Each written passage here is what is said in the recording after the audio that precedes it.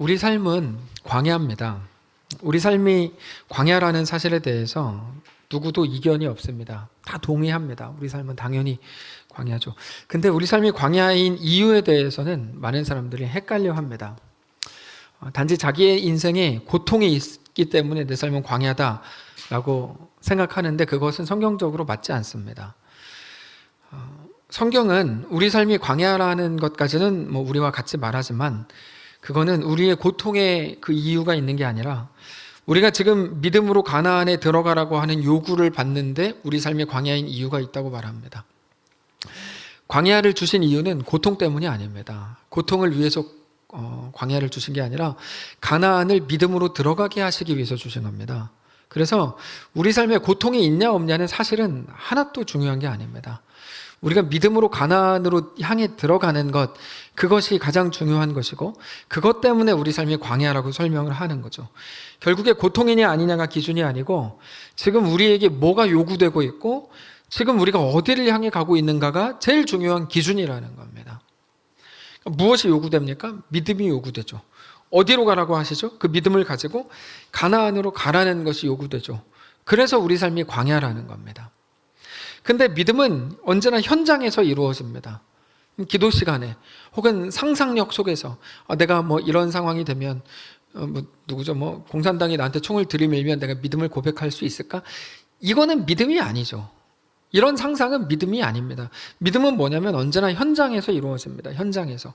결국 우리의 삶의 현장에서 우리의 믿음을 가지고 우리 삶을 살아가는 게 제일 중요한 숙제고 그거를 사명이라고 부르는 겁니다.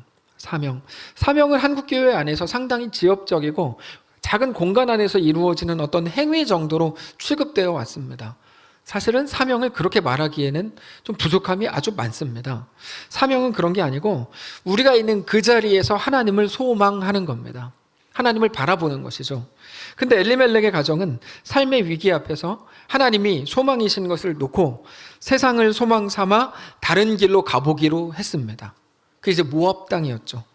그건 성도에게 주어진 가장 중요한 사명을 거부한 것이라고 말씀을 드렸습니다. 예전에는 근데 사실 모든 거를 다 사명으로 끌어들였죠. 강단, 꽃꽂이 이런 거부터 해서 찬양대 혹은 찬양 인도하는 거, 주보 접는 거, 주보 빼는 거 모든 걸 다 사명이라고 했는데 사실은 좀 어폐가 있죠. 정확히 말해서 좀 부족한 해석이고 사명은 내 삶의 현장에서 하나님을 예배하는 겁니다. 하나님을 소망 삼는 겁니다. 사명을 어떤 행위 정도로 그렇게 가두면 안 됩니다. 시대와 인생 속에서 하나님을 소망 삼는 것이 가장 중요한 사명입니다. 그러니까 시대와 인생과 삶의 현장이 하나님 앞에 사명을 감당할 믿음을 드릴 만한 가장 중요한 자리인데 엘리멜렉의 가정은 그 삶의 위기, 그러니까 이제 사명을 감당할 좋은 마당이 된 거잖아요. 그 삶의 위기, 생활의 위기 앞에서 하나님을 소망 삼기를 거부한 거죠. 그러니까 문제가 되는 거예요. 모압으로 간 게 거부한 겁니다. 그러니까 모압으로 갔냐 안 갔냐의 문제가 아니고 하나님이 만약에 여행 티켓 주면서 야 모압 한번 갔다 와볼래? 뭐가 문제겠어요 그게. 모압 간 게 문제가 아니고 그들은 더 이상 하나님을 소망 삼지 않기로 했고 눈에 보기에 좋은 거 모압을 소망 삼기로 시작했다는 게 문제인 겁니다. 그게 지난 시간의 문제였죠.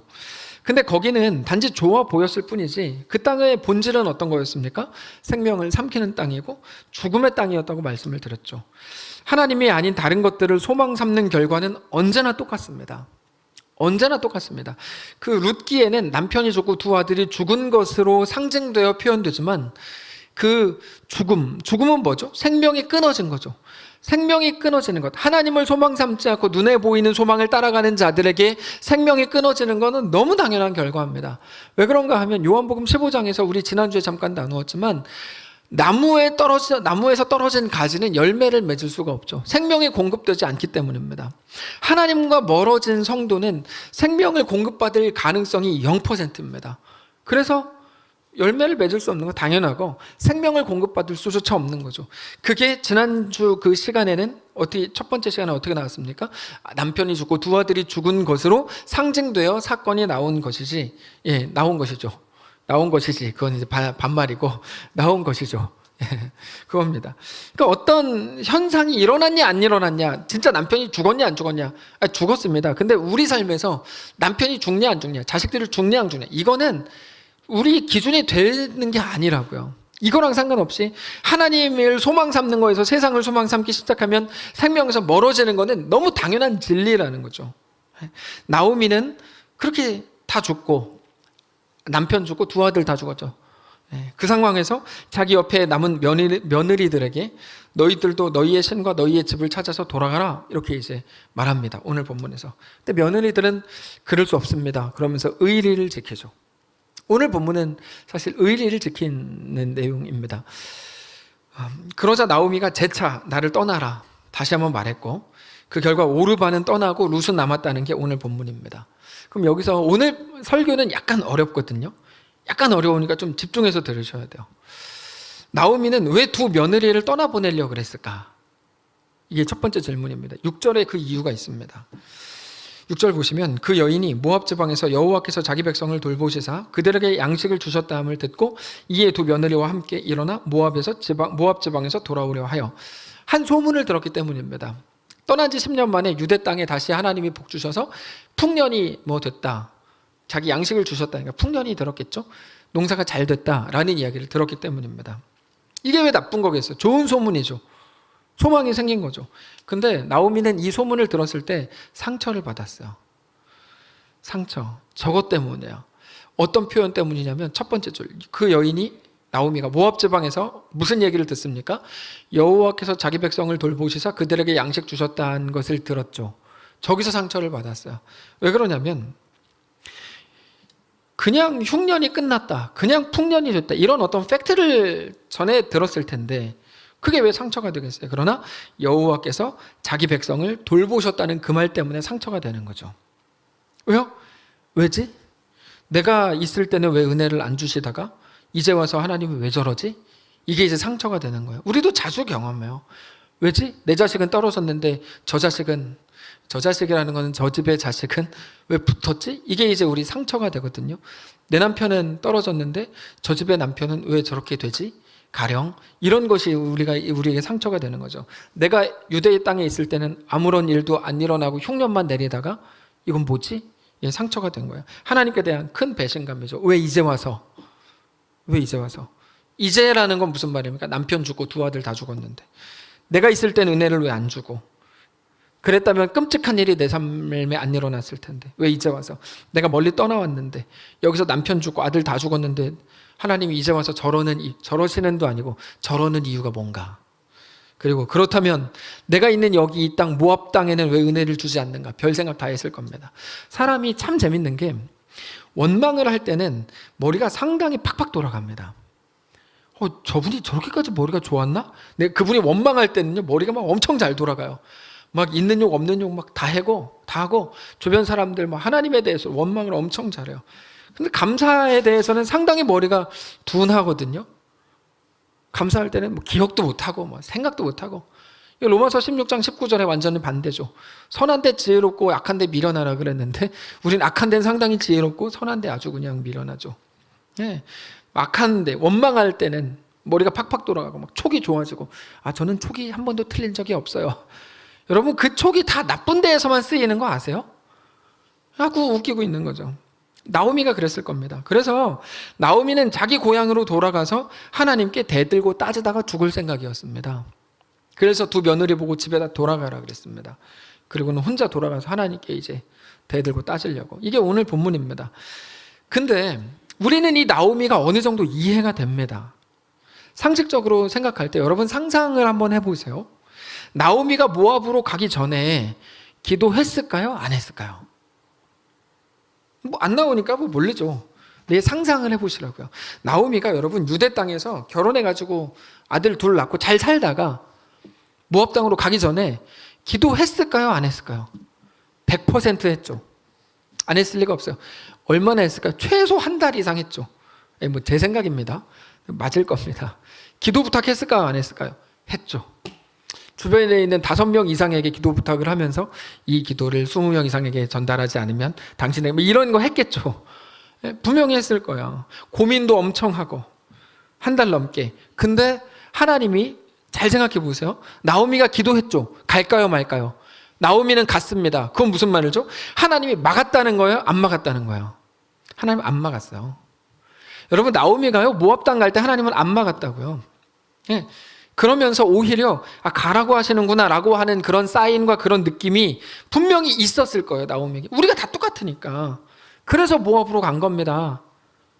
상식적으로 하나님이 막았다면 나오미가 모압에 어떻게 가요? 못 가지.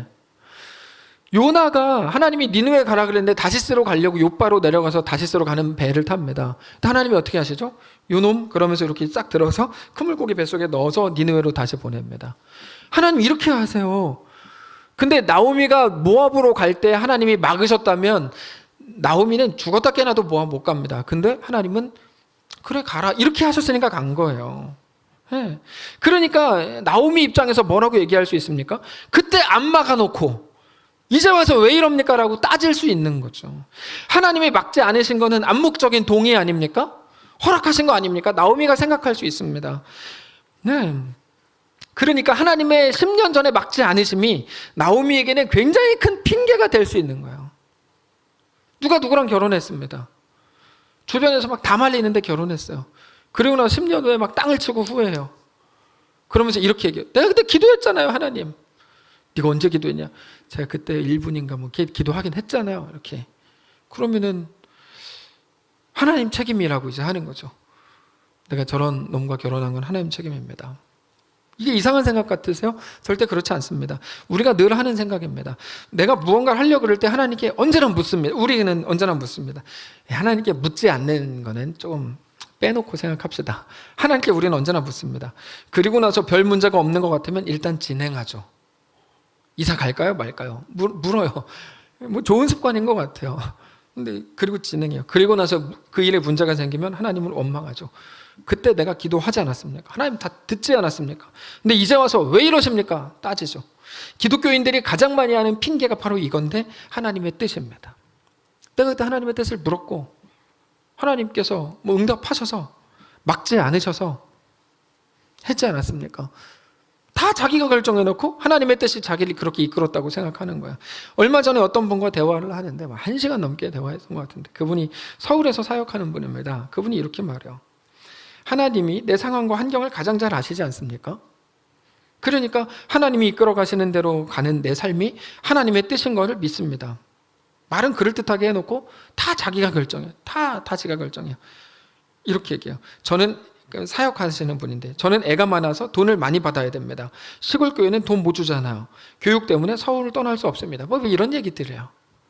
그래서 아유 참 그 얘기를 듣는데 벌레가 기어다니는 것 같다 야 이렇게. 예.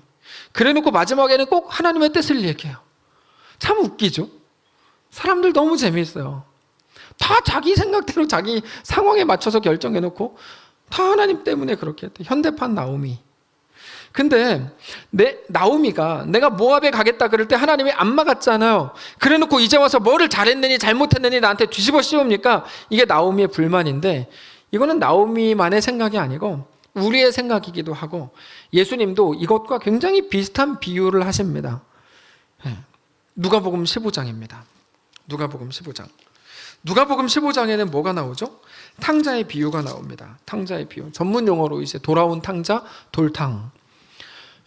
돌아온 탕자가 나오거든요. 15장에. 거기 보시면 11절부터인데 우리가 내용은 다 아니까 그냥 설명을 좀 드리면 둘째 아들이 아버지한테 가서 여러분 잘 들으셔야 돼요. 오늘 설교가 쉽지 않다고요. 잘 들으셔야 됩니다. 둘째 아들이 아버지한테 가서 뭐라고 얘기합니까? 저 집 나갈래요. 이렇게 얘기하죠. 그때 제가 질문을 해볼게요. 그때 아버지가 뭐라고 대답했습니까? 1번 안 된다. 2번 그래라. 몇 번이죠? 2번이에요. 그래라 그랬어요. 여러분 그러면 제가 다시 질문해 볼게요. 아버지는 아들을 사랑할까요? 사랑하지 않을까요? 1번 사랑한다. 2번 사랑하지 않는다. 사랑한다. 현재까지 잘 오고 계세요. 계속 가봅시다. 그러면 여기서 이해가 되세요? 뭐가 이해가 되냐는 거냐면 사랑하는 아들이 집을 나가겠다는데 그래라. 그런 아버지가 이해가 되세요? 안 되세요? 1번 이해가 된다. 2번 안 된다. 네. 지금부터 이제 조금씩 뭔가 저거는 이런 생각이 드시죠. 여기서 아들이 한 걸음 더 나가요. 그럼 아버지 나가라고요? 오케이. 그러면 이거 받고 더블로 가. 그러면서 이렇게 얘기하는 거죠. 아버지가 죽어야만 받을 수 있는 유산까지도 미리 땡겨주세요. 그거 가지고 갈 테니까. 그때 아버지가 뭐라 그럽니까? 1번 안 된다, 2번 그래라. 그래라 그러죠. 여기서 다시 질문해 볼게요. 아버지는 아들을 사랑한다? 사랑하지 않는다? 1번 사랑한다, 2번 안 사랑한다. 몇 번이죠? 사랑한다. 꿋꿋하시네요. 계속 가볼게요. 네. 여러분, 아버지가 아들을 사랑하면 유산까지 땡겨서 싸가지 없이 집 나가겠다고 하는 아들을 그냥 두고 볼 겁니까?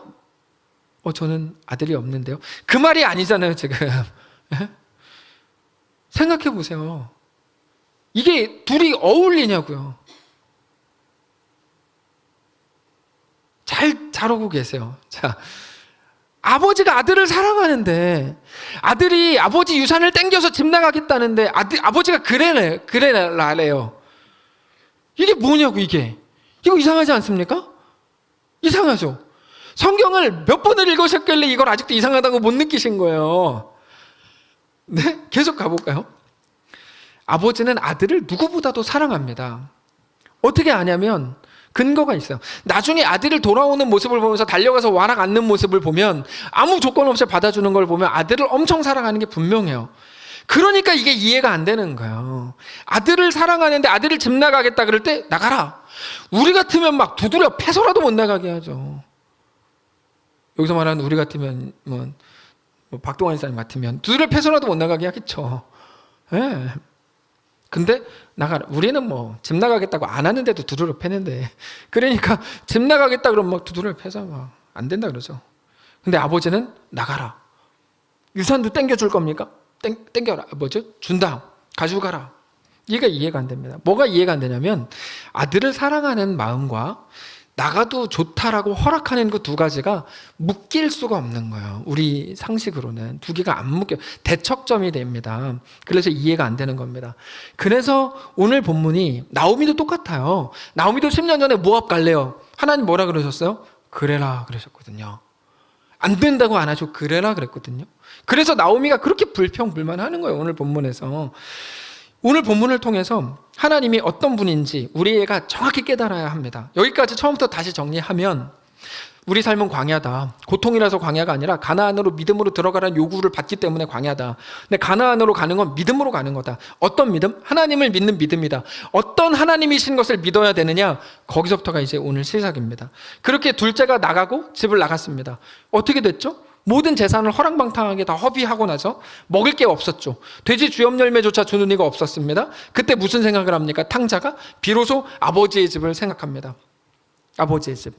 이 이야기는 하나님이 어떤 분이신지 우리에게 너무 정확하게 가르쳐 줍니다. 17절 보십시오. 힘들게 찾았는데 안 읽으면 안 되니까 17절. 누가복음 15장 17절. 이에 스스로 돌이켜 이르되 내 아버지에게는 양식이 풍족한 품꾼이 얼마나 많은고 나는 여기서 줄여 죽는구나. 비로소 생각합니다. 내가 일어나 아버지께 가서 이르기를 아버지 내가 하늘과 아버지께 죄를 지었사오니 지금부터는 아버지의 아들이라 일컬음을 감당하지 못하겠나이다. 나를 품꾼의 하나로 보소서. 이렇게. 자기 잘못된 선택에 대해서 자기가 책임지게 하는 게 하나님입니다. 네. 하나님이 책임을 대신 지시지 않아요. 책임지게 해요. 하나님은 사랑이라는 이름으로 질서도 없고 그냥 개망나니로 살게 하시는 분이 아니고 질서의 하나님입니다. 분명해요. 그래서 집 나간 둘째가 지질이 궁상으로 죽기 직전까지 간 겁니다. 여기까지는 다 이해가 되죠. 받아들이기 쉬워요. 익숙해요. 근데 그때 갑자기 뭐가 나옵니까? 은혜가 나와요. 어떤 은혜? 집 나간 아들을 다시 받아주는 은혜가 나오는데 기독교의 핵심은 바로 이 은혜입니다. 사람들이 법과 질서에 대해서는 이해가 빠른데 은혜에 대해서는 이해를 너무 못해요. 기독교인들과 대화해봐도 은혜를 진짜 모르는구나를 자주 느끼고 은혜를 안다고 하면서 은혜를 말하지 못하는 이유는 믿지 못하기 때문인데 20절 보십시오. 이에 일어나서 아버지께로 돌아가니라. 아직도 거리가 먼데 아버지가 그를 보고 측은히 여겨 달려와 목을 안고 입을 맞췄죠. 아버지는 그날도 기다리고 있었습니다. 저 멀리서 오는 아들이 보였습니다. 그래서 막 달려가서 목을 안고 입을 맞추죠. 그 순간에 아들은 은혜를 모릅니다. 그래서 이렇게 말해요. 21절에 아들이 이르되 내가 하늘과 아버지가 죄를 지었사오니 지금부터는 아버지의 아들이라 일컬음을 감당하지 못하겠습니다. 이거는 은혜를 모르는 자의 마땅한 모습이죠.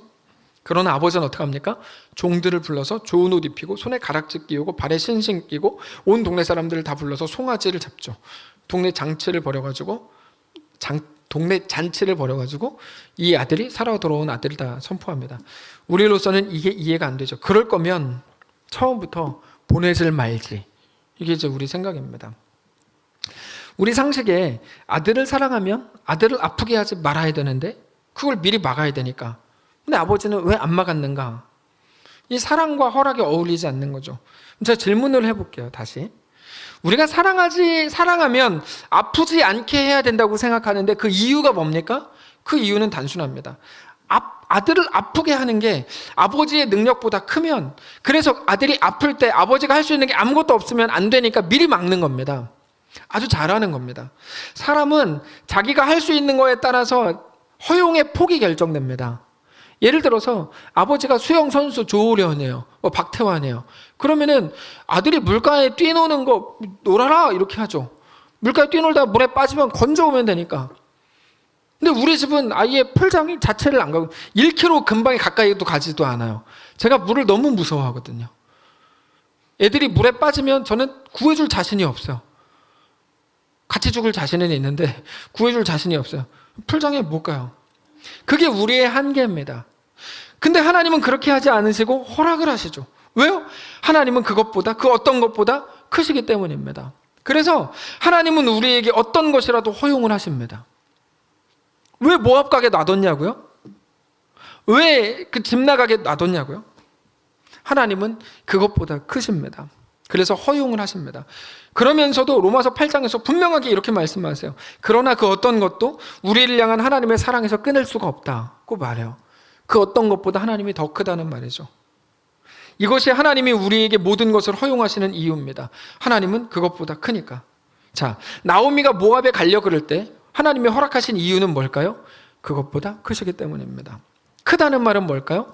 구하실 수 있고 기다리실 수 있다는 말이죠. 그러면 우리는 왜 이해가 안 된다고 말하죠? 우리한테는 그럴 능력이 없으니까.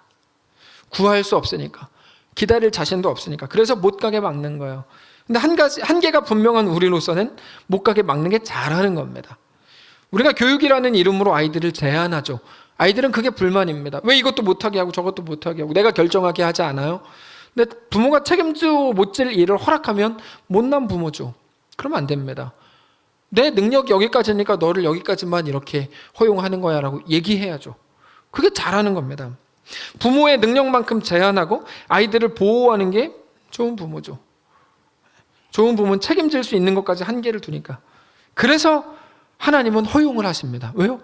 하나님은 한계가 없으시거든요. 성경이 우리에게 계속 얘기하는 게 바로 이 부분이에요. 뭐냐면 하나님은 그런 분이라는 겁니다. 돌아온 아들을 눈물로 기다리다가 사랑으로 받아주는 분이다. 근데 그 하나님이 어떻게 하신 하나님입니까? 집 나가겠다 그럴 때 그래라 라고 허락까지 해주신 분이다. 오늘 이 하나님을 믿을 수 있겠냐고 도전하시는 거죠. 말로는 단순하잖아요. 이해가 안 될 게 없죠. 그 하나님을 믿을 수 있겠냐. 사랑하지 않아서 모압으로 가는 거를 놔둔 게 아니라 사랑하는데 허락을 하시더라. 그래놓고 매일 눈물로 기다리다가 받아주는 하나님이신 것을 믿겠느냐라고 우리한테 도전하는 겁니다. 자, 하나님의 구원이라는 게 뭘까요? 구원은 기독교에서 가장 중요한 내용이면서도 가장 이해를 우리가 못하는 부분이 바로 구원입니다. 우리는 구원이 기독교의 가장 중요한 핵심이요 본질이라는 사실을 알지만 구원에 대해서 이해를 사실 너무 부족합니다. 이 구원에 대한 이해가. 구원은 내 실력과 관계없이 누가 와서 꺼내준 겁니다. 그렇게 우리가 구원받았습니다. 그러니까 구원에는 내 실력을 통해 증명해야 될 보상이나 심사나 평가가 없고 오직 은혜만 작동합니다. 그걸 믿으세요? 근데 우리는 다른 사람에게 다른 것들을 제시한다는 거거든요. 여기서 이제 문제가 되는 거예요. 근데 그걸 이해를 못하는 거죠. 그래서 우리가 믿는다 그러면서 자꾸 딴소리해요. 어차피 안 믿는 사람들하고 얘기해보면 뭐 구원에 대해 딴소리 할 것도 없고 믿는 사람들을 자꾸 딴소리해요. 내 실력이 하나님의 은혜를 만들어낸다는 식으로 자꾸 말해요. 그렇지 않아요? 여러분 주변에 있는 기독교인들? 그래요. 내 실력이 하나님의 은혜를 만들어낸다는 식으로 말해요. 지난주에 아주 명확하게 말씀드렸죠. 내 잘함과 내 실력이 하나님의 은혜를 만들어내는 거 아니다 말씀을 드렸죠. 하나님의 크기가 이해가 안 되니까 받아들여지지 않는 거예요. 내 사랑의 크기는 여기까지인데, 그래서 얘가 집 나가겠다 그러면 허락을 안 하는 게 내가 볼 때의 사랑인데, 하나님은 나보다 크시니까 허락을 하시거든요. 그게 이해가 안 되니까 안 받아들여지는 거죠. 자꾸만 조건을 달아요. 어떤 조건을 답니까? 기껏 자기도 은혜로 구원을 받았음에도 자기 자신을 율법 아래 자꾸 가둡니다. 은혜라는 게 이해가 안 되니까. 왜 은혜가 이해가 안 됩니까? 하나님이 은혜를 베푸실 만큼 큰 분이라는 것 자체가 이해가 안 되니까. 하나님이 이해가 되는 게 안 되는 게 아니라 지금은 설교가 이해가 안 되네. 자, 잘 들어보세요. 하나님의 크심에 대해서 우리에게 제일 잘 보여주는 그림은 하나님의 창조입니다. 하나님의 창조.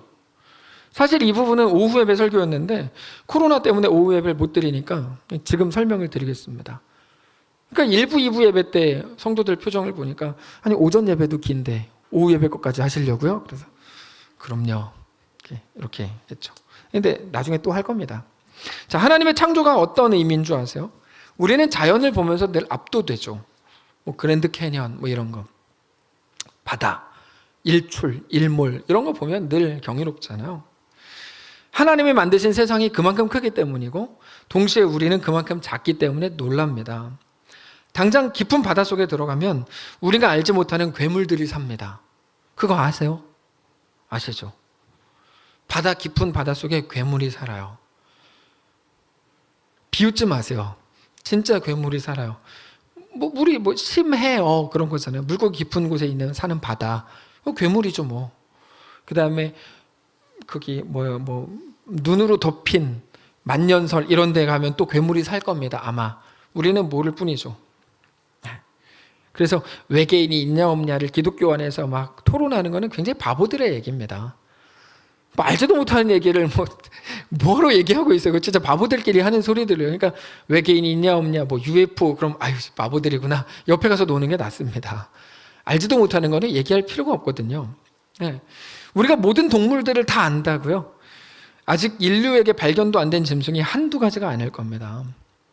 우리는 모릅니다. 존재하는데 우리는 몰라요. 근데 우리가 모르니까 존재하지 않는 겁니까? 그건 바보죠. 오히려 인정을 해야죠. 그것들은 하나님의 창조물이다. 하나님의 창조는 내 지식에 갇히지 않는다. 인정해야죠. 근데 우리는 눈에 안 보이고 우리가 모르면 인정하기 싫습니다. 대표적인 사건이 제동설입니다. 제동설은 지구가 돈다는 건데, 지구가 움직인다. 500년 전만 해도 지구는 가만히 있고 태양이 돈다고 믿었습니다. 그래서 지금도 사람들이 그때 영향을 받아서 해가 떴다, 해가 졌다 이렇게 말하는데 사실 바보들이죠. 바보라고 얘기해서 죄송합니다. 근데 그렇게 표현하는 것 자체가 사실 똑똑한 게 아니죠. 지구가 돈다 이렇게 말을 해야죠. 네. 근데 그때 500년 전에는 지구가 돈다고 말한 사람들을 다 초대했어요. 잠깐 여기 오시겠어요? 그래서 다 불러 태워 죽였어요. 어떻게 하나님이 만드신 지구가 도냐 이렇게. 근데 지금은 지구가 돈다는 거 다 알잖아요. 다 알죠. 한 게 알게 됐어요. 그럴 수 있구나. 지구가 돈다 그래서 하나님이 모욕당하시는 게 아니구나. 500년 전의 바보들은 지구가 도는 게 하나님이 모욕당한다고 생각했던 거예요. 그래서 하나님을 모욕해? 그래서 죽인 거거든요. 종교 집단이. 우리는 알아요. 그게 하나님의 영광이 그것 때문에 가려지는 게 아니구나. 이런 걸 아는 거죠. 기독교 초기에는 내가 못나면 하나님의 영광이 가려진다고 믿었어요. 근데 성숙한 우리들은 그런 생각하지 않죠. 오히려 내가 못났을 때 하나님이 나를 받아주신 것 때문에 하나님이 더 크신 분이라는 게 드러난다는 걸 우리는 알죠. 이 말들을 잘 이해하셔야 됩니다. 하나님의 영광은 그런 게 아니구나를 알게 되는 거죠. 다른 말로 하면 하나님이 지으신 하나님의 창조의 세계는 우리가 아는 것보다 훨씬 크다는 걸 아는 거예요. 우리는 그 일이 이렇게 내가 원하는 대로 돼야 하나님이 영광 받으신다고 생각해서 끊임없이 기도하는지 몰라도 하나님의 영광은 전혀 다른 곳에 있을 수 있다는 것을 우리는 알아야 되는 거죠. 하나님의 크기는 우리의 지식과 지혜에 가둘 수 없는 것이기 때문입니다. 수요일 날도 말씀을 드렸지만 예전에 제가 초등학생 때 부모님이 교회 가시면 제 집에 있었는데 그때 호기심으로 커피를 타서 마셔봤습니다. 커피. 근데 그 전에 이런 얘기를 제가 들은 게 분명해요. 어린애는 커피 마시면 안 된다. 근데 제가 이제 그 얘기를 들었음에도 불구하고 전 언제나 호기심이 죄를 이기거든요. 그래서 이제 죄다, 뭐 알고 있어, 죄다. 근데 해보자. 이게 이제 어렸을 때부터 제 성향이었어서 사실 2부 예배 때 잠깐 말씀을 드렸지만 제가 부모님 교회 가셨을 때 했던 못된 짓은 한두 개가 아닙니다. 대표적으로 장난 전화. 진짜 이거 진짜 엄청 욕먹을 일인데 입장에 있는 다방에다가 전화를 다 했어요 그때. 그래서 장난 전화 막 엄청 했어요. 제가 이거를 몇 주 동안 계속 즐겼던 것 같아요. 너무 재밌고 막 뭐 예를 들어 뭐 곰다방 곰이에요? 막 이렇게 막 얘기하는 게 너무 재밌었어요 어렸을 때. 근데 제가 이걸 확 끄는 때가 있는데 왜 끊었냐면 한 번은 제가 또 장난 전화 하려고 장난했는데 그때 어떻게 그런 기능이 있는지 모르겠는데 제가 막 장난치고 장난 전화했더니 상대방이 5446 장난 전화한 거죠. 그러는데 제가 깜짝 놀랐어요. 교회 전화번호가 5446이거든요. 그래서 내가 교회 전화번호로 장난 전화한 게 걸렸구나. 그래서 이렇게 뚝 끊었죠. 마치 모세가 40세 때 자기 민족 죽이고 그 다음날 걸린 거를 깨달아서 미디안으로 도망갔던 그 느낌이 저한테 딱 있어요. 딱 끊었어요. 근데 이제 그때쯤에 제가 커피를 타 먹었는데 커피. 여러분 먹지 말라는 거 먹었으니까 죽어야죠. 병 걸리고 죽어야 됩니다. 먹지 말라는 거 먹었으니까. 제가 커피 마시고 얼마 안 있다가 체했습니다. 그때 제가 대단한 죄를 지어서 하나님께 벌 받은 건 줄 알았어요. 나중에 한 가지 알게 된 사실이 있는데 얼마 전에 알았습니다. 얼마 전에 최근에 하나님은 내가 커피를 마시고 마시지 않고 그거를 갖고 막 상 주고 벌 주고 나를 죽이고 살릴 만큼 내가 커피 마시는 거에 그렇게 큰 관심을 가지지 않았다는 거를 제가 얼마 전에 알게 됐어요. 얼마 전까지는 몰랐어요. 근데 내가 하나님을 잘 모르니까 그때는 그게 심각한 죄인 줄 알았던 거예요. 심각한 죄. 어린아이가 호기심에 커피 한 잔 타 마신 것조차 이해 못하고 허용 못하는 하나님인 줄 알았는데 얼마 전에 성경을 보니까 그렇지 않더라고요. 죄인인 나를 구원하신 분이 하나님이시고 죽어 마땅한 우리를 구원하신 분이 하나님이시더라고요. 커피 마신 것조차 못 참고 너를 찢어 죽일 거야 이렇게 하신 분이 아니시더라고요. 저는 지금 커피를 마시는 게 죄가 아니라서 하나님이 가만히 있었다라는 말을 하는 게 아닙니다. 오해하지 마십시오. 그거에 설령 죄였다고 해도 뭐를 말씀드리는 거냐면 하나님이 그거 용서해 주시더라. 제가 죄가 아닌 거니까 얘기하지. 죄 지은 거면 여러분들 다 실망할까 봐 얘기 못하죠. 죄 지은 것도 얼마나 많겠습니까? 그런데 하나님은 받아주시고 용서하시더라. 이 말씀을 드리고 싶은 겁니다. 모압 관계 뭐 잘한 겁니까? 죄 지은 거라고 말씀드렸죠. 하나님 소망 삼지 않은 거 못난 짓이죠. 하나님은 받아주시더라. 근데 우리는 매일 뭐 하고 있습니까? 그 하나님을 인정하지 않고 오히려 우리 하나님을 우리의 지식과 지혜에 맨날 가두려고 하죠. 그래서 우리 하나님은 우리를 매일 어떻게 하십니까? 하나님의 크심으로 우리를 초대하시죠. 그게 성경입니다. 성경은 하나님이 얼마나 크신 줄 알아? 이게 성경 이야기입니다. 그래서 성경을 잘 보시면 별의별 사람이 다 나옵니다. 대표적으로 뭐 삼손은 뭐 얘기할 것도 없는 못난 놈이죠. 아주 못난 놈입니다. 예. 지나가는 사람 후드려 패기나 하고 나쁜 놈입니다. 삼손. 근데 성경은 뭐라 그래요? 그가 좋은 사람이었고 믿음이 있는 사람이었다라고 히브리서에서 말하죠. 우리의 상식으로는 잘난 사람, 착한 사람, 똑똑한 사람이 상 받고 천국 가야 되고 구원받았다, 은혜 받았다라고 말이 나와야 되는데 성경은 안 그렇죠. 믿음의 사람들이라고 소개했던 히브리서 11장을 보면 다 못난 놈들이에요. 다 못난 놈들이에요. 다윗, 큰 죄인이죠. 다윗 큰 죄인입니다. 우리보다 더 큰 죄인입니다. 바울, 죄인 중에 괴수라고 스스로도 얘기하죠. 아브라함, 찌질한 인간이죠. 겨우 자기 살려고 자기 부인 뭐 2번이나 속이고 자기 부인 아니라고 속이고 이삭, 그 아버지의 그 아들이죠. 똑같은 거짓말합니다. 모세, 얘기할 것도 없고 사람 뭐 죽였고 뭐 별짓 다 했죠. 엘리야는 약간 우울증의 사이코패스 같은 인간입니다. 제가 한번 날 잡고 성경 인물들에 대해서 한번 쫙 얘기해드리고 싶어요. 엘리야는 사이코패스 같은 인간이고 공감 능력 전혀 없고 엘리야 문제가 많은 사람이에요. 근데 중요한 건 뭐냐면 그들의 실력으로 판단받지 않고 하나님의 은혜로 구원을 받더라는 거예요. 이게 이제 놀라운 겁니다.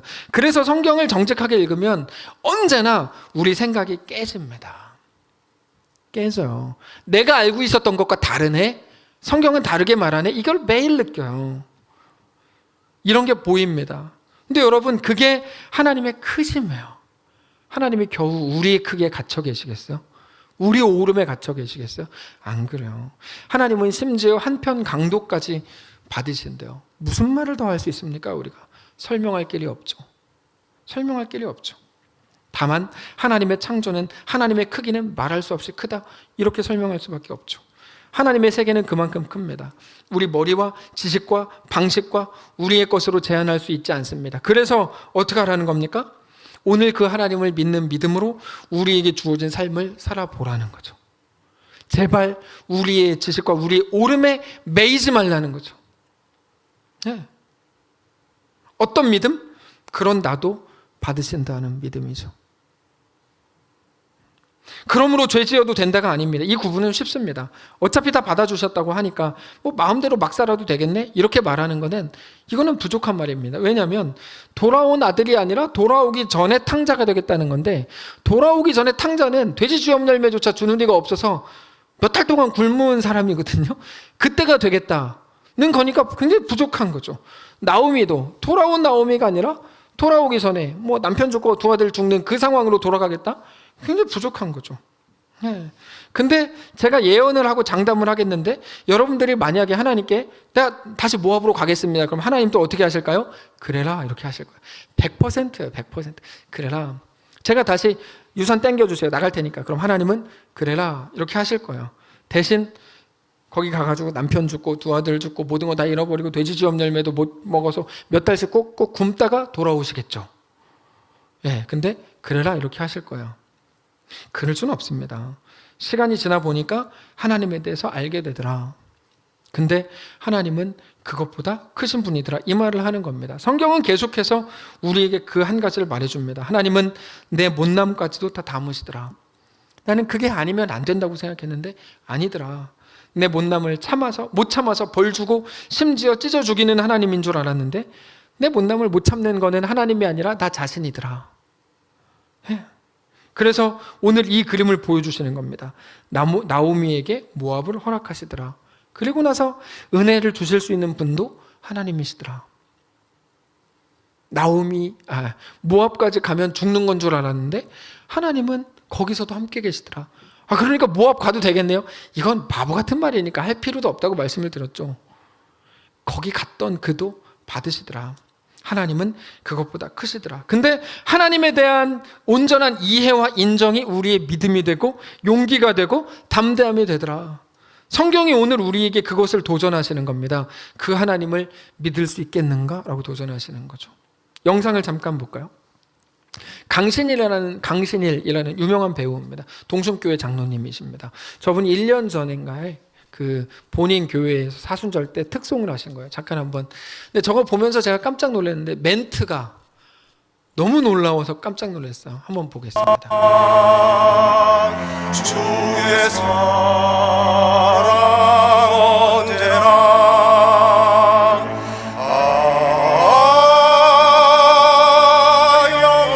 영원토록 구원의 강물 넘치네. 저기까지는 그냥 잘 봤어요. 그냥. 그러다가 여기서 깜짝 놀랐어요.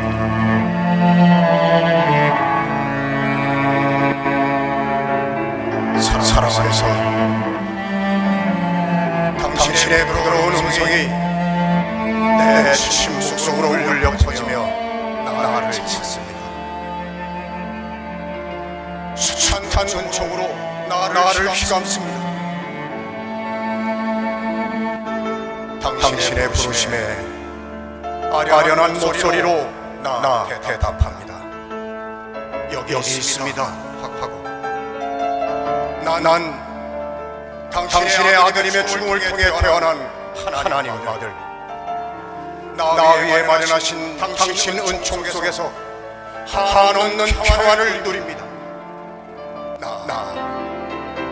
당신 날 위해 만드신 업적 속에서 티 없이 맑고 순수합니다. 나 당신 현존으로 펼쳐지는 은총을 마시며 흠없는 내가 됩니다. 네, 여기까지. 저거를 최근에 어젠가 그제 봤습니다. 나의 죄 너희의 죄 저 멘트에서 정말 모든 들으셨겠지만 이렇게 고백합니다. 난 당신의 아드님의 죽음을 통해 태어난 하나님의 아들입니다. 나 위에 마련하신 당신의 은총 속에서 한없는 평안을 누립니다. 여기까지는 우리도 고백할 수 있어요. 근데 그 다음 고백이 놀랐는데, 나는 당신이 나를 위해 만드신 업적 속에서 티 없이 맑고 순수합니다. 여기서 깜짝 놀랐어요. 어떻게 저렇게 고백하지? 저 깜짝 놀라셨네. 저게 왜 놀랄 일이지? 그런 거 깜짝 놀라셨는데 어떻게 저렇게 고백하지? 그러면서 이렇게 얘기해요. 나는 당신의 은총을 마시며 흠없는 내가 됩니다. 여러분, 이렇게 고백할 수 있습니까? 우리가 하나님 앞에 나갈 때 매일 뭐라고 고백합니까? 나는 죄인입니다. 나는 흠이 많습니다. 나는 모질한 놈입니다. 맨날 그 고백하시잖아요. 하나님 앞에 설 때마다, 대표기도 할 때마다 매일 그 얘기 하잖아요. 주님, 우린 지난주에 죄 짓고 왔습니다. 맨날 그 얘기 하잖아요, 우리는. 근데 이분은 고백이 전혀 달라요. 티가 없대요. 흠이 없대요. 어떻게 저렇게 하지? 우리는 하나님 앞에 나갈 때 죄 지은 거, 부족한 거, 연약한 거밖에 안 떠오릅니다. 우리 자신이 스스로 용서가 안 되는 거예요. 하나님이 구원하셨다, 용서하셨다고 말해도 우리는 스스로가 용서가 안 돼요. 죄냐 아니냐가 중요한 건데 우리는 제일 중요한 걸 죄책감이라고 생각해요. 아주 왜곡돼요. 심각하게 왜곡되어 있는 거죠. 죄책감은 하나도 중요한 게 아니거든요. 죄냐 아니냐, 하나님 앞에 내 죄를 씻냐 안 씻냐가 중요한 건데, 여전히 회개했음에도 불구하고 죄책감에 사로잡혀서 아무것도 못하는 게 우리의 실력, 믿음 없음입니다. 그거는 거기에 갇혀있는 게 우리의 실력인데, 이분이 고백하는 거 이렇게 고백합니다. 난 티가 없습니다. 흠이 없습니다. 어떻게 그럴 수 있을까요? 자기 자신 때문이 아니죠. 자기 자신을 볼 땐 절대 그렇게 얘기 못합니다. 하나님을 보니까 그렇게 말할 수 있는 거예요. 하나님의 완전하심 때문입니다. 우리가 천국에서 나오미 보면, 오늘 죽어서 천국 간다고 생각해 봅시다. 천국에 나오미 있겠죠, 당연히. 우리가 가면 나왔냐? 그러면서 나오미 나오겠죠. 그러니까 나오미죠. 나오미는 천국 문직입니다. 제가 볼 때 그냥 맨날 문 열고 나오는 거예요. 근데 나오미가 웃으면서 나올까요? 울면서 회개하고 나올까요? 100% 웃으면서 나오죠. 아마 지금 한박 웃음을 짓고 있을걸요. 넉넉한 웃음. 우리는 다릅니까? 우리도 똑같습니다. 우리도 똑같아요. 근데 우리는 차이가 하나 있으면 무엇일까요? 하나님의 넉넉한 사랑에 대한 믿음이 없는 게 우리의 문제인 거죠. 매일 자기 자신의 잘함에 대해서 환영하지만 자신의 실수에 대해서 용납하지 않아요. 하나님은 우리를 받으셨음에도 불구하고 우리는 우리 자신을 못 받아요. 그러면 우리 삶이 어떻게 되죠? 매우 피폐해지고, 더 중요한 건 한 발자국도 못 나가게 됩니다. 한 발자국도. 1부 예배 때는 영상도 안 봤습니다. 2부 예배 때 영상을 봤고, 3부 예배 때는 하나 더 봅시다. 이제 점점 발전하는. 예. 또 보면 또 이거 시간 갈 거 아닙니까? 시간은 가겠죠. 시간은 딴 생각해도 가요. 자, 봅시다. 예, 순서에 있는 겁니다. 저 2부 예배 후에 제가 저걸 봤는데 너무 정말 너무 좋아서. 두 사람의 서로 출발을 강신일 씨 딸 결혼식 때 저분이 축가한 거예요, 본인이. 시작합니다. 내가 너의 어둠 제가 좋아하는 김광석 노래예요. 밝혀줄 수 있다면 빛 하나같이 작은 별이 되어도 좋겠네.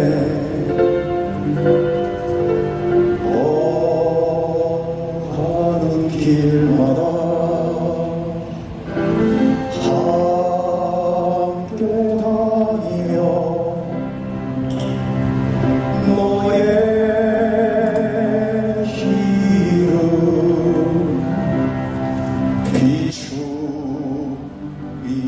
비추이겠네.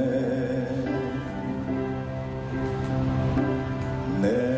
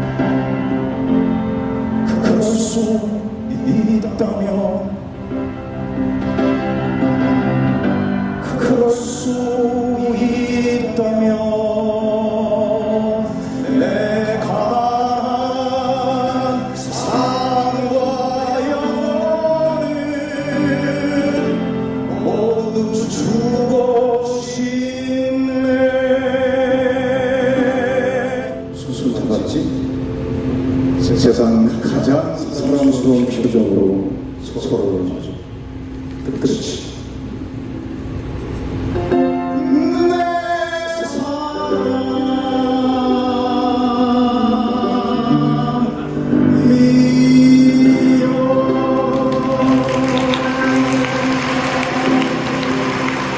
저기까지입니다. 저걸 보는데 기분이 막 너무 좋더라고요. 기분 좋다. 네. 왜 이렇게 멋있을까 저분이. 너무 멋있더라고요. 박노 지사님 혜빈이 결혼식 때 준비하세요. 네. 똑같이. 자, 둘이 손 잡았지? 둘이 가장 사랑스러운 표정으로 한번 쳐다봐. 네, 이렇게. 저는 이분이 뭐 워낙 용기가 있고 배우니까 잘하는 걸 거라고 생각하지 않습니다. 저는 저 장면에서 그리스도인의 영광이 막 느껴졌어요. 예배 직전에 어떤 사람들은 주책이다, 아빠가 어떻게, 아니면 결혼 예배 때 저런 김광석 노래를 하면 별소리 다 하겠지만 아니요, 너무 영광스럽고 너무 멋있습니다. 저도 제 아들들은 아니고 딸 결혼식 때 축가를 할까 진지하게 이제 고민을 하게 됐는데, 저분이 오랫동안 간암인가 이것 때문에 아주 힘겨운 삶을 지냈죠. 그리고 나서 다시 제2의 인생을 살고 있다고 저는 생각합니다. 이거를 말하고 싶은 거야. 하나님은 우리에게 그 하나님, 다 받아주고 은혜 주시고 우리를 깨끗게 하시는 하나님, 심지어 못난 우리까지도 받아주시는 하나님을 왜 믿으라 그러는 걸까? 도대체 뭐 하려고 그거 믿으라는 걸까?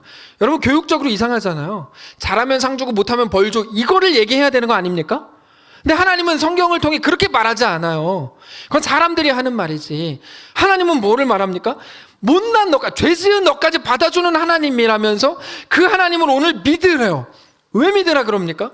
믿고 안 믿고에 따라서 너무 많은 것들이 달라지기 때문입니다. 그 하나님을 믿지 못하면 어떻게 될까요? 매일 자책하고 후회하고 회개하는 게 전부인 인생을 삽니다. 못난 거죠. 절대 잘하는 게 아닙니다. 그거는 한 걸음도 못 나갑니다. 그러나 그 하나님을 믿으면 어떻게 됩니까? 그러므로 용기를 가지고 무엇이든지 다시 시작해 볼 수 있습니다. 그게 차이예요. 하나님을 자랑하게 되죠. 지금 기독교는 너무 감상적입니다. 진짜 마음에 안 듭니다. 너무 감상적이에요. 매일 눈물과 고백과 회개는 있는데 삶이 하나도 없어요. 삶이 하나도 없어요. 한 발자국도 못 나갑니다. 둘째가 이런 것과 똑같아요. 매일 아버지께 돌아와가지고 매일 아침에 일어날 때마다 아버지, 저는 죄를 지었습니다. 나를 용서해 주셔서 감사합니다. 나를 받아주셔서 감사합니다. 그 얘기하고 아침밥 먹고 방에 들어가서 가슴을 치면서 나는 왜 이렇게 못났을까? 나는 그때 왜 내가 집을 나갔을까? 내가 왜 유산을 땡겨받아서 갔을까? 막 하루 종일 울고 울다 지쳐서 잠들고 그 다음날 아침에 일어나서 아버지한테 가서 아버지, 나는 아버지께 죄를 지었습니다. 근데 나를 받아주셔서 감사합니다. 방에 들어가 아침 먹고 방에 들어가서 막 가슴을 치면서 나는 왜 이렇게 못났을까? 이 1년 내내 하고 있는 게 기독교인들을 하는 거예요. 이게 뭐냐고 도대체. 맨날 이게 이해가 안 돼요. 진짜 맨날 이게 뭐 하는 짓인지 모르겠어요. 10년 전에 했던 회개를 오늘도 하고 있어요. 오늘도. 도대체 그리스도의 십자가의 보혈이 얼마나 무능해야 그 10년 전에 지었던 죄 오늘까지 회개하고 있는, 오늘까지. 그거는 아니죠. 그거는. 이게 답답한 거죠. 아들로 받아줬으면 아들의 삶을 살아야죠. 실수할 수 있다. 실수 안 한 인간이 어디 있어요? 실수 안 하면 내가 뭐 로봇이지 인간이냐? 실수할 수 있다. 그래야죠. 하나님의 원하심은 어디 있습니까? 오늘 말씀을 통해서 하나님을 믿으라고 도전하시죠. 믿으라. 못났던 어제가 맞는데 못난 우리의 어제, 예전의 모습, 그 후회와 자책에 제발 머물러 있지 말고 거기에 매여 있지 마라. 이 얘기하는 거예요. 나는 너 받아주기로 했다. 너가 너를 못 받아주면 어떡하냐. 모압관계 뭐 잘한 겁니까? 집 나가서 몇 달 동안 굶고 굶어 죽을 뻔한 게 뭐 자랑입니까? 이게 못난 거죠. 그러나 거기 매이는 거는 더 못난 겁니다. 그거 더 잘못하는 겁니다. 용서하시고 받아주신 하나님이신 것을 믿고 그 믿음으로 오늘 우리에게 주어진 삶을 살라는 거죠. 살라는 거예요. 그래서 오늘 말씀은 나오미에 대한 얘기가 아니고 탕자에 대한 얘기도 아닙니다. 사랑하지 않아서 허락한 게 아니라 하나님이 크셔서 허용한 하나님의 이야기입니다. 간다고 하는 나오미와 둘째를 보내면서도 눈물 흘리신 하나님, 보낼 때부터 처음부터 그들을 기다릴 작정으로 허락하신 하나님, 같이 울고 같이 아파하고 같이 그 긴 슬픔을 견딜 작정이셨던 하나님의 이야기죠. 그 하나님 아버지에 관한 이야기고, 그래서 오늘 우리의 이야기인 겁니다. 그 하나님 때문에 우리 마음이 막 뜨거워지지 않아요? 저는 말씀을 대하는데 막 가슴이 막 뜨거워졌어요. 아까 그 김신을 장로님 얘기를 보면서도 막 가슴이 막 뜨거워졌어요. 마음이 뿌듯해지고, 그분이 우리 아버지이신 것 때문에 자신감이 생기지 않습니까? 맞습니다. 그러라는 겁니다. 그러라는 거예요. 옳고 그름 정해서 야 옳게 살아, 이런 말이 아니에요. 기독교는 틀린 너를 받아준 하나님, 그 얘기입니다. 접근을 잘 하셔야 돼요. 우리 하나님이 그 하나님이신 것을 믿고 그 믿음으로 담대하라는 거죠. 말씀을 정리하겠습니다. 성도 여러분, 나의 실력에, 나의 오름에, 내 못남에 매이지 마십시오.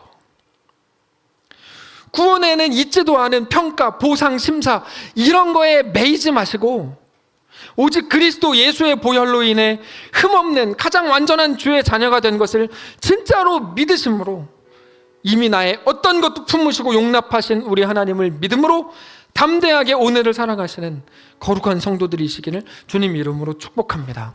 찬양합시다. 은혜로 날 보듬으시고 사랑으로 품어주셔도 내 마음 한 자락도 지키지 못하는 이 모습 부끄럽습니다. 그럼에도 따스한 곁을 내어주신 주님 앞에 나아갑니다. 고백합시다. 은혜로 날 보듬으시고 사랑으로 품어주셔도 내 마음 한 자락도 지키지 못하는 이 모습 부끄럽습니다. 그러나 따스한 곁을 그럼에도 내주신, 따스한 곁을 내어주신 주님 앞에 나아갑니다. 표현 못할 긍휼로 나를 붙드시는 주 이름만 바라봅니다. 매일 마주한 슬픔을 견뎌 나가며 주 예수의 마음을 닮아가네. 두려운 걸음마다 주가 동행하니 주 의지하며 오늘을 건네. 주의 신실한 소망을 깊이 담으며 주 예수의 풍요를 채워 가네. 하나님의 자녀로 명예 지켜가며 깊어진 삶을 주께 드리네. 매일 마주한 슬픔을 견뎌 나가며 주 예수의 마음을 닮아가네.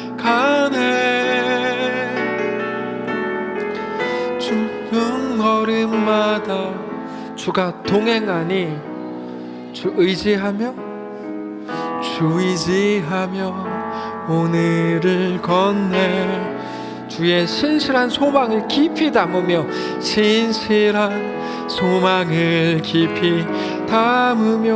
예수의 풍요를 채워가네. 풍요를 채워가네.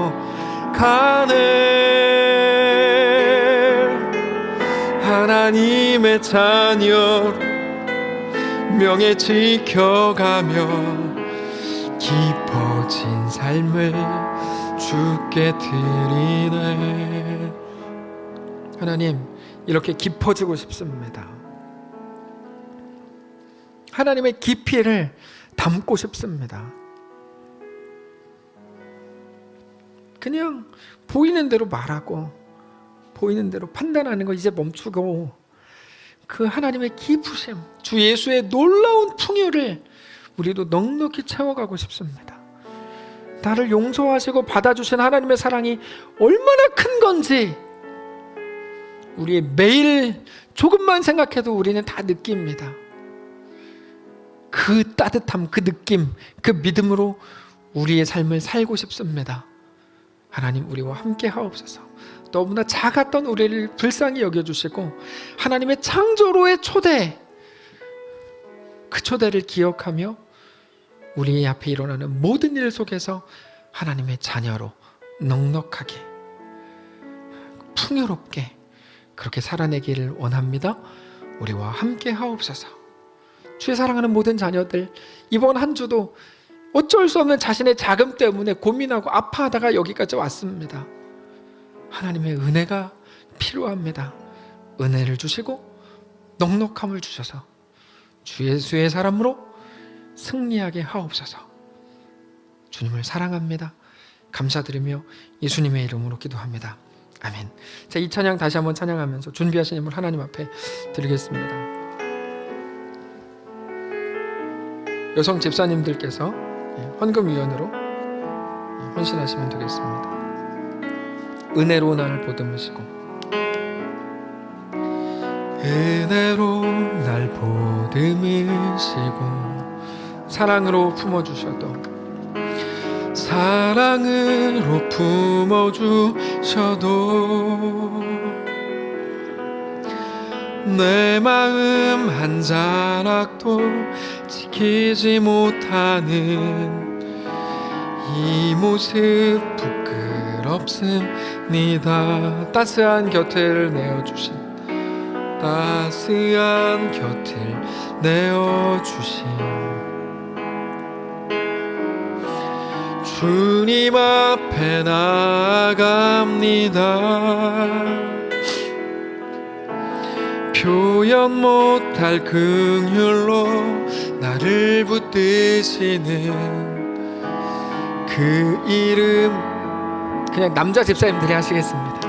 남자 집사님들이 매일 마주한 슬픔을 견뎌 나가며 주 예수의 마음을 닮아 가네.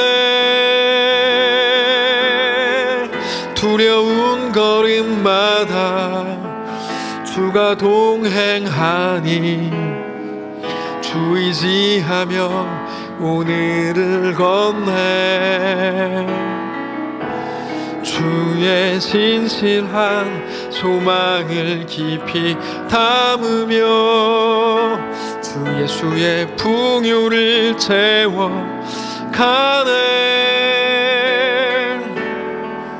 하나님의 자녀로 명예 지켜가며 깊어진 삶을 주께 드리네.